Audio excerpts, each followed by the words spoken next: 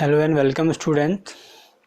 आज के वीडियो में जो टॉपिक हम लोग पढ़ेंगे वो टॉपिक है हमारे पास फंक्शंस।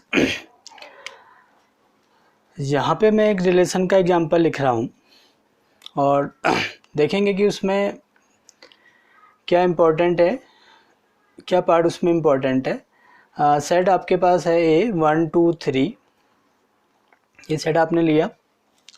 बी आपके पास है 5 6। रिलेशन में यहाँ पे फॉर्म कर रहा हूँ, देखिए 1 5 2 6 3 6, एक रिलेशन मैंने यहाँ पे बना दिया है। तो अगर आप अभी इस रिलेशन को ध्यान से देखेंगे तो इसमें दो इम्पोर्टेंट बात है जो आपको नज़र आएगी। फर्स्ट तो यह है कि ए में जितने भी एलिमेंट हैं, ए में क्या क्या एलिमेंट आपके दिख रहे हैं 1 2 3 है, सारे के सारे एसोसिएट हो रहे हैं। किसके साथ हो रहे हैं? With the element of B. Every element of A is associated with the elements of B. पहली कंडीशन तो आपको ये नज़र आ रही है कि देखिए 1 5 के साथ एसोसिएट हो रहा है, 2 6 के साथ एसोसिएट हो रहा है, 3 भी 6 के साथ एसोसिएट हो रहा है। जितने भी एलिमेंट हैं सारे के सारे रिलेट हो रहे हैं बी के एलिमेंट के साथ। पहली कंडीशन तो ये आपको नज़र आ रही है यहाँ पे। और दूसरी कंडीशन ये है कि जो ए के एलिमेंट हैं वो यूनिकली एसोसिएट हो रहे हैं बी के एलिमेंट के साथ। इसका मतलब ये है कि जो एलिमेंट 1 है वो केवल एक ही के साथ एसोसिएट हो रहा है। 1 5 के साथ एसोसिएट हो रहा है, 2 6 के साथ एसोसिएट हो रहा है, 3 6 के साथ एसोसिएट हो रहा है, 1 एक ही के साथ एसोसिएट हो रहा है। अगर आप इमेज के फॉर्म में इसको लिखने जाएंगे कि 1 की एक ही इमेज आपको नज़र आ रही है। अगर मैं इसको एरो डायग्राम में बनाऊं, देखिए यहाँ पे लिखा है हमने 1 2 3 और यहाँ पे आप लोग लिख रहे हैं 5 6। तो 1 किसके साथ एसोसिएट हो रहा है? 5 के साथ एसोसिएट हो रहा है। 1 किसी और के साथ एसोसिएट नहीं हो रहा है, यानी कि ये 1 है, 1 की इमेज क्या बन रही है? 5 बन रही है। कल मैंने आपको बोला था कि जो एस सेट होता है कोडोमेन, इसके एलिमेंट को हम लोग इमेज बोलते हैं। तो 1 की इमेज क्या आ रही है? 5 आ रही है। 2 की इमेज क्या है? 6 है। और 3 की इमेज भी क्या आ रही है? 6 आ रही है। जितने भी एलिमेंट यहाँ पे हैं वो यूनिकली एसोसिएट हो रहे हैं बी के एलिमेंट के साथ। तो अगर कोई ऐसा रिलेशन आपके पास आ जाता है जिसमें ए के सारे एलिमेंट एसोसिएट हो रहे हैं, पहली चीज़ है, और दूसरी यूनिकली एसोसिएट हो रहे हैं, तो अगर ऐसा कोई रिलेशन आपके पास है तो इसका मतलब उस रिलेशन को हम लोग क्या बोलते हैं? फंक्शन बोलते हैं। तो अब ये रिलेशन क्या हो जाएगा? आपका फंक्शन हो जाएगा। कब हो जाएगा? जब ए के सारे एलिमेंट एसोसिएट हो जाएंगे, पहली कंडीशन, और दूसरी यूनिकली एसोसिएट हो जाएंगे। एक एलिमेंट एक ही के साथ एसोसिएट अगर होगा तो वो रिलेशन जो है आपका फंक्शन हो जाएगा। तो अब हम इसकी डेफिनेशन में आते हैं। तो जब भी आप फंक्शन को डिफाइन करेंगे तो फंक्शन क्या होगा? Is a special type of relation. Function क्या है? एक स्पेशल टाइप ऑफ रिलेशन है। स्पेशल क्यों है उसका रीज़न मैंने आपको बता दिया है। डेफिनेशन में आते हैं, देखिए definition, let A and B are two non empty sets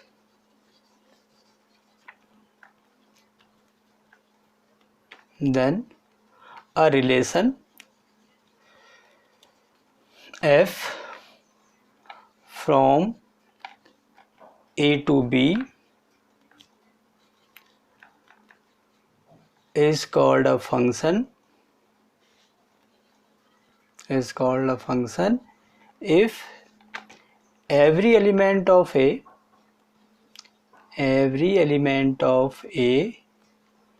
is uniquely associated with the element of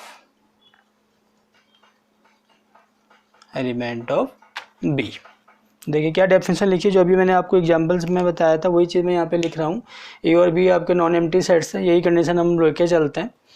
then a relation, देखिए अभी मैंने आपको बोला कि जो फंक्शन है वो स्पेशल टाइप का रिलेशन है। रिलेशन ही आपका फंक्शन में चेंज होगा, रिलेशन को ही आप फंक्शन बोलेंगे। कब बोलेंगे?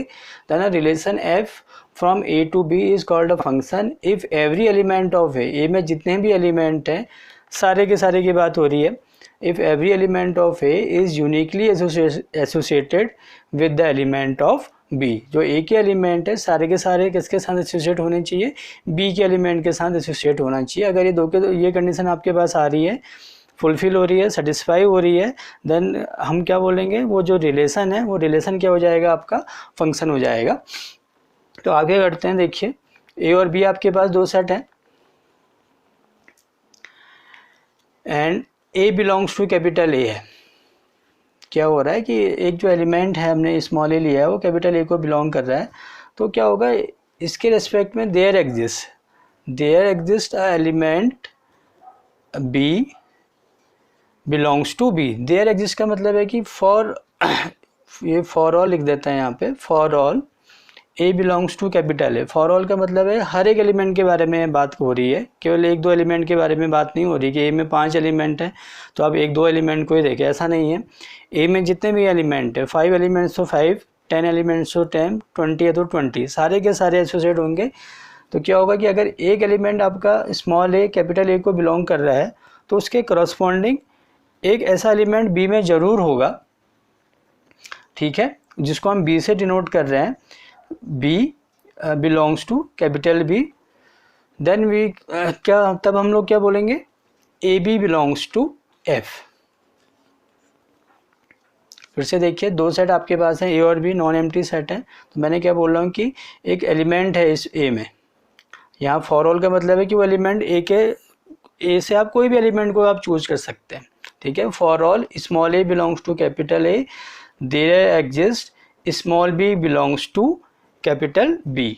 तो यहाँ पे क्या होगा कि अगर एक एलिमेंट आपने स्मॉल ए कैपिटल ए से लिया है तो उसके करस्पॉन्डिंग बी में भी एक एलिमेंट होगा जो इस ए के साथ एसोसिएट हो रहा है। और कैसे एसोसिएट होगा, A B belongs to f हो जाएगा, और आप इसको क्या रीड करेंगे, f A is equal to B, f A is equal to B. अगर A B belongs to f है, ये कब होगा, जब ए बी होगा, बी भी होगा, ए कैपिटल ए को बिलोंग करेगा, स्मॉल बी कैपिटल बी को बिलोंग करेगा। तो ये दो के दो एलिमेंट आ रहे हैं, तो इसका मतलब ये ऑर्डर पेयर इस एफ को बिलोंग करेगा। एफ क्या है, यहाँ पे रिलेशन ही है, वहाँ इस प्रीवियस वीडियो में हम लोग आर लिख रहे थे, लेकिन अब ये रिलेशन आपका फंक्शन में चेंज हो गया, तो हम आप आर नहीं लिख रहे हैं, क्या लिख रहे हैं, एफ लिख रहे हैं। अगर A B belongs to f है तो इट मीन्स क्या होगा, f is equal to b होगा। तो कल हमने बोला था कि जो बी है इसको हम लोग बोलते हैं इमेज, तो आज भी यही टर्म में यूज़ कर रहे हैं, बी आपका इमेज है। तो ए को हम लोग यहाँ पे बोलते हैं प्री इमेज, क्या बोलेंगे इसको, प्री इमेज बोलेंगे। ए आप, बी आपका इमेज है तो स्मॉल ए को आप लोग क्या बोलेंगे, प्री इमेज बोलेंगे। तो ये डेफिनेशन हो गया आपकी फंक्शन की। फिर से एक बार मैं इसको रिवाइज कर रहा हूँ, देखिए ए में जितने भी एलिमेंट हैं सारे के सारे एसोसिएट होंगे बी के एलिमेंट के साथ, और कैसे एसोसिएट होंगे, यूनिकली एसोसिएट होंगे। ऐसा नहीं है कि एक एलिमेंट दो के साथ एसोसिएट हो, ये वाली कंडीशन नहीं आएगी। ए बी के साथ भी एसोसिएट हो रहा है और ए सी के साथ भी एसोसिएट हो रहा है, एक ही इमेज बी एक ही इमेज सी, ऐसा कंडीशन नहीं आएगी। एक एलिमेंट की एक ही इमेज होगी। तो अगर ये कंडीशन आपके पास है तो फिर वो फंक्शन नहीं है। ये वाली कंडीशन हो सकती है, देखिए ए बी एलिमेंट है आपके पास, तो ये यहाँ ए सी के साथ एसोसिएट हो रहा है, तो एक दूसरा एलिमेंट भी जो ए को ही बिलोंग कर रहा है वो भी सी के साथ एसोसिएट हो सकता है। अगर ये कंडीशन है तो ये फंक्शन हो सकता है आपका। लेकिन ये कंडीशन है तो फिर श्योर है कि वो फंक्शन नहीं होगा, वो सिंपल सा एक रिलेशन ही होगा।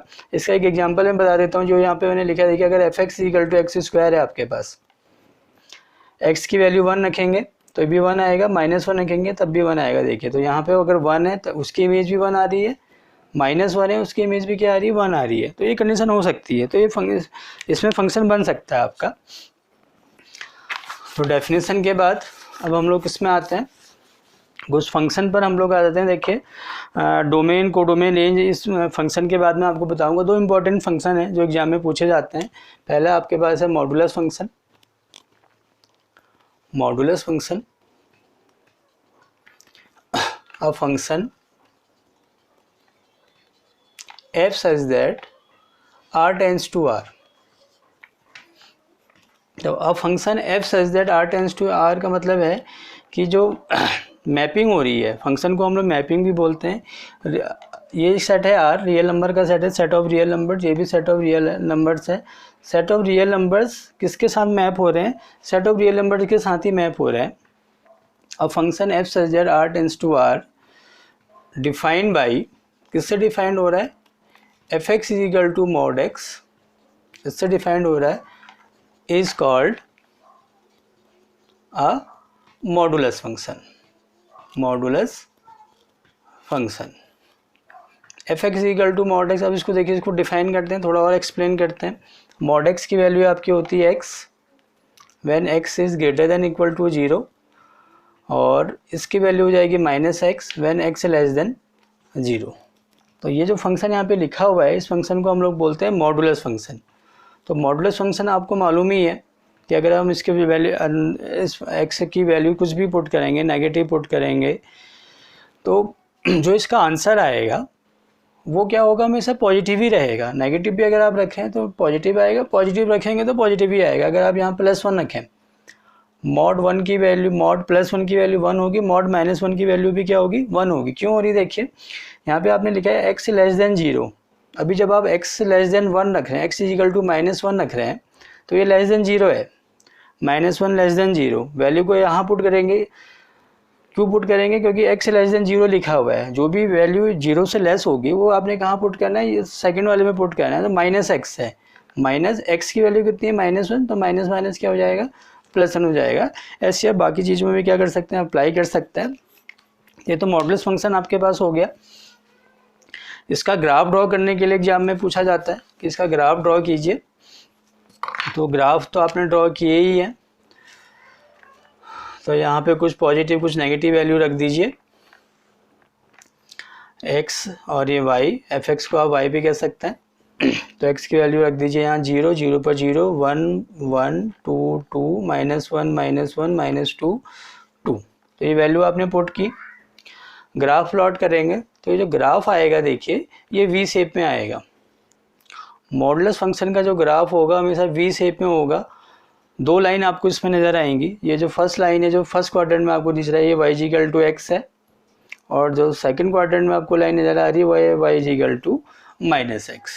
तो मॉडुलस फंक्शन को हमने डिफाइन कर दिया और फिर उसका क्या कर लिया, हमने ग्राफ भी ड्रॉ कर लिया। एक और फंक्शन है जिसका जो इम्पोर्टेंट है, उसका ग्राफ हम लोग ड्रॉ कर लेते हैं। ग्राफ आपके पास है, देखिए greatest integer function, greatest integer function. तो इसको भी हम लोग देख लेते हैं।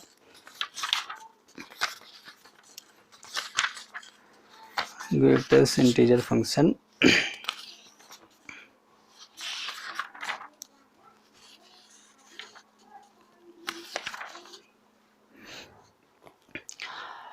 Greatest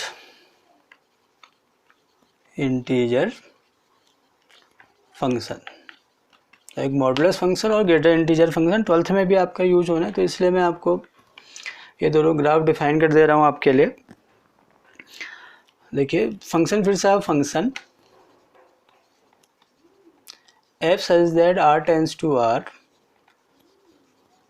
defined as f(x) is equal to greater integer of x। ये सिंबल जो बना हुआ है यहाँ पे, ये सिंबल जो है इसको हम लोग रीड करते हैं, greater integer of x is called a greatest integer function.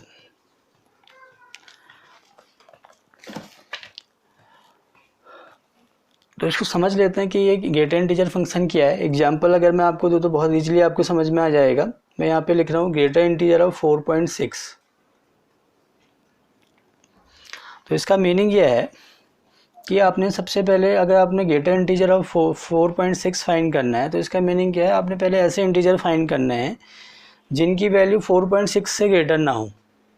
तो इंटीजर आपको फाइंड करना है, तो 4 की वैल्यू 4.6 से ग्रेटर नहीं होती, 3 की भी नहीं होती, 2 की भी नहीं होती। तो जो आपका सेट ऑफ सॉल्यूशन आएगा वो आएगा 4, 3, 2, 1, 0, -1, -2 अप टू इनफाइनाइट। तो ये सारे आपके आंसर होंगे। उन सब में भी आपने ग्रेटेस्ट ढूंढना है। 4, 3, 2, 1, 0, -1 सब में ग्रेटेस्ट क्या होगा, 4 होगा। तो 4.6 का ग्रेटर इंटीजर कितना हो जाएगा, 4, जिसकी वैल्यू इससे ग्रेटर ना हो, इसके इक्वल हो सकती है। इक्वल वाला देख लेते हैं। अगर ग्रेटर इंटीजर ऑफ 1 आपने फाइंड करना है तो ग्रेटर इंटीजर ऑफ 1 कितना होगा, 1 हो जाएगा। तो 1 की वैल्यू 1 से ग्रेटर नहीं होती है। नेगेटिव वाला देख लेते हैं, -3.1, ग्रेटर इंटीजर ऑफ -3.1। तो ऐसा इंटीजर ढूंढें जिसकी वैल्यू -3.1 से ग्रेटर नहीं होती है। तो क्या क्या इसमें आएगा, देखिए -3.1 की वैल्यू तो सबसे पहले तो इसमें कितना क्या आ गया आपका -4 आ गया। -4 की वैल्यू -3.1 से ग्रेटर नहीं होती है। -5 -6 -7 उन सब में भी ग्रेटर अगर आप ढूंढेंगे तो कितना आ जाएगा -4 आ जाएगा। तो 4.6 का ग्रेटर इंटीजर 4, 1 का ग्रेटर इंटीजर 1। नेगेटिव में भी आपने देख लिया कि -4 की वैल्यू इससे ग्रेटर नहीं होती है, लेस होता है, तो -4 इसका आंसर आ गया है। तो ये ग्रेटर इंटीजर फंक्शन है। फिर इसका आप लोग ग्राफ ड्रॉ करेंगे। ग्राफ ड्रॉ कर लेते हैं। देखिए इसका ग्राफ कैसे हम लोग ड्रॉ करेंगे। तो ग्राफ के लिए तो अब यहाँ पे एक पर्टिकुलर पॉइंट नहीं लेना पड़ेगा, आपको एक इंटरवल आपको चाहिए होगा। तो यहाँ पे मैं लिख लेता हूँ, देखिए x और यहाँ पे y है। x की value 0 greater than equal to x less than 1, ये आपने ले लिया। 1 ग्रेटर देन 2, फिर x की value greater than equal to 2 less than 3। तो अब आपने एक इंटरवल लिया है, x की वैल्यू देखिए 0 के इक्वल है, ग्रेटर इंटीजर ऑफ 0 कितना होगा, 0 ही होगा, और लेस देन 1 है। तो लेस देन 1 का मतलब 0.9 से आप लोग स्टार्ट कीजिए। 0.9 का ग्रेटर इंटीजर कितना होगा, 0 होगा। 0.8 का 0, 0.7 0। तो ये जो इंटरवल मैंने यहाँ पे लिखा हुआ है, उन सब में जो y की वैल्यू आएगी, जो ग्रेटर इंटीजर की वैल्यू आएगी, वो कितनी आएगी, 0 आएगी। फिर ऐसे दूसरे इंटरवल में चलते हैं। देखिए x greater than equal to 1, x की वैल्यू अगर 1 के इक्वल है तो ग्रेटर इंटीजर 1 होगा। लेस देन 2 है, 1.9 ले लीजिए, 1.9 का ग्रेटर इंटीजर 1, तो यहाँ पे कितना आएगा, 1 आ जाएगा। फिर कितना आ जाएगा, 2 हो जाएगा। तो ऐसे आपने पॉजिटिव लिए हैं, नेगेटिव में भी आप लोग ले सकते हैं। और जब फिर आप इसका ग्राफ ड्रॉ करेंगे तो ग्राफ कैसा आएगा, देखिए एक स्टेप टाइप का आपका बनेगा।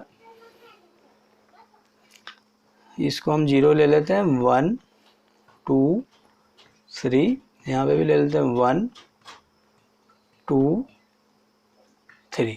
x की वैल्यू क्या देखिए, greater than equal to 0 and less than equal to 1। तो ये 0 से स्टार्ट हो रहा है और 1 यहाँ पे इंक्लूड नहीं, तो हम एक हॉलो सर्कल बनाएंगे यहाँ पे। पहले भी मैंने आपको नंबर लाइन में बताया हुआ है, जब आपको इंटरवल मैंने बताए थे। तो ये हॉलो सर्कल का मतलब होता है कि वो पॉइंट इंक्लूड नहीं हो रहा है, और यहाँ पे मैंने डार्क कर दिया है। तो इन सब में x की वैल्यू कितनी आ रही है आपकी, इस पूरे इंटरवल में 0 less than equal to x less than 1 है, तो सब में y की वैल्यू कितनी आ रही है आपकी, 0 आ रही है। फिर हम आगे वाले इंटरवल में चलेंगे। देखिए x की वैल्यू है, देखिए ग्रेटर देन इक्वल टू 1, 1 के इक्वल होगी, लेस देन इक्वल टू 2, यहाँ से आप लोग शुरू करेंगे।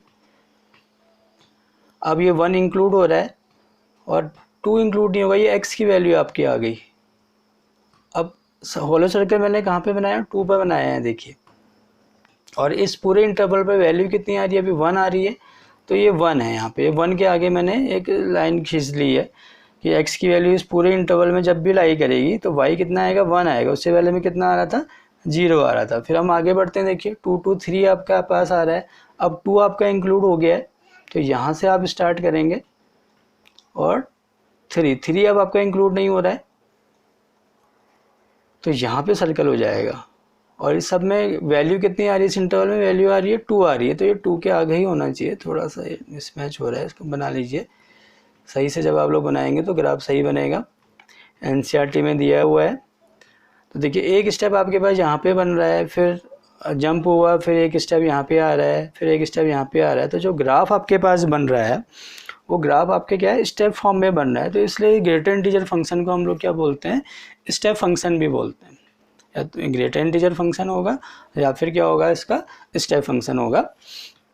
तो ये 2 इम्पोर्टेंट आपके फंक्शन है जिनका ग्राफ मैंने आपको बताया है। अब हम इसमें सबसे इम्पोर्टेंट पार्ट में आते हैं फंक्शन के। ये फंक्शन का हम डोमेन, रेंज, कोडोमेन कैसे फाइंड करेंगे। तो जो प्रीवियस वीडियो में मैंने आपको बताया था, डोमेन, कोडोमेन और रेंज हमने रिलेशन के केस में फाइंड किया था। तो सेम केस यहाँ पर भी है, वही तरीका आपके पास है डोमेन, कोडोमेन, रेंज फाइंड करने का।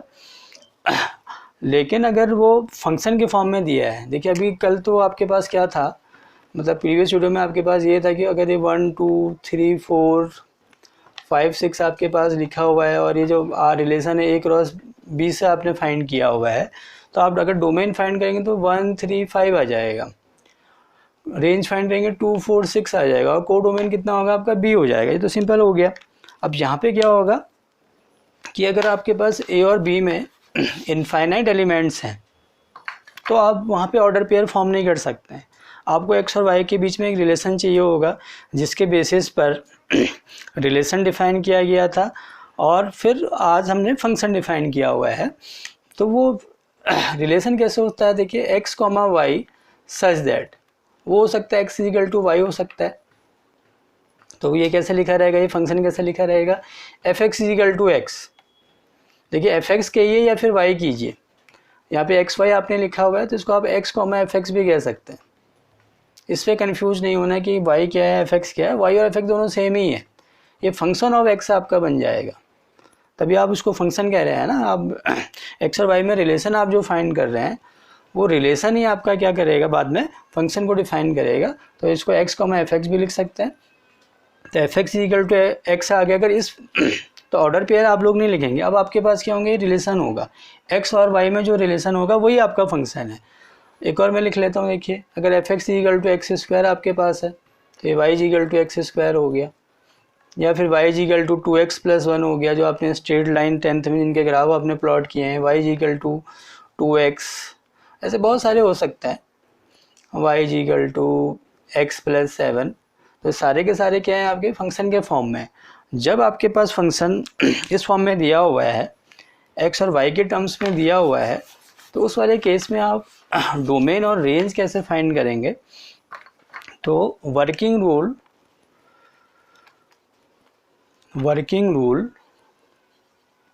To find domain.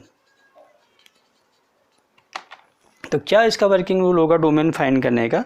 तो देखिए मैथमेटिक्स में 3 इंपॉर्टेंट फॉर्म है हमारे पास जिसमें हम लोग बोलते हैं कि वो डिफाइन नहीं है। पहला केस आया आपके पास 1/0, 1/0 डिफाइन नहीं है, इसको हम लोग बोलते हैं non define form. Root negative, root के अंदर नेगेटिव कभी पॉसिबल ही नहीं है। और एक और फॉर्म है 1/रूट नेगेटिव। तो ये 3 फॉर्म है जहाँ पे ये वैल्यूज आप फाइंड नहीं कर पाएंगे। इनडिटरमिनेट फॉर्म भी बोलते हैं, अनडिफाइंड फॉर्म भी हम लोग बोलते हैं। तो जब भी आप डोमेन फाइंड करने जाएंगे तो आपकी कोशिश ये रहेगी कि x की आप क्या भी वैल्यू रखेंगे, जैसे अभी अब हम यहाँ पे लिख रहे हैं कि y equal to f x आपके पास फंक्शन है, ठीक है।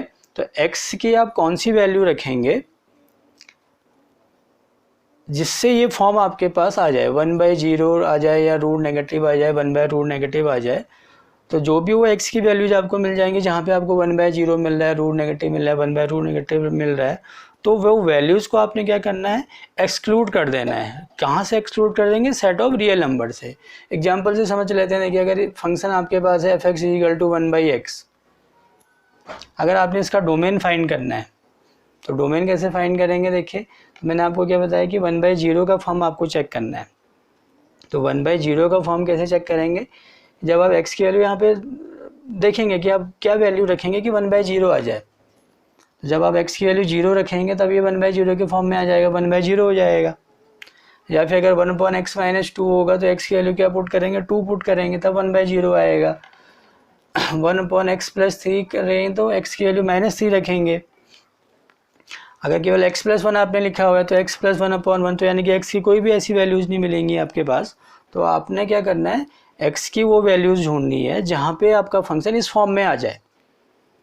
तो आपको x की वैल्यूज़ पता चल गई, उस वैल्यूज़ को आपने एक्सक्लूड कर देना है सेट ऑफ रियल नंबर से। अगर मैं इसका डोमेन लिखना चाहूँगा तो set of real number except 0, सारे रियल नंबर होंगे केवल 0 नहीं होगा। अगर इसका डोमेन में लिखना चाहूँगा set of all real numbers -2, इसको अगर मैं लिखना चाहूँगा सेट ऑफ रियल नंबर्स -3, तो ये आपका डोमेन हो जाएगा। और इस वाले केस में जब x + 1 के केस में तो कोई भी आपको x की ऐसी वैल्यूज़ नहीं मिल रही है तो डोमेन क्या हो जाएगा, इसका सेट ऑफ रियल नंबर हो जाएगा। तो डोमेन फाइंड करने का तरीका ये हो गया।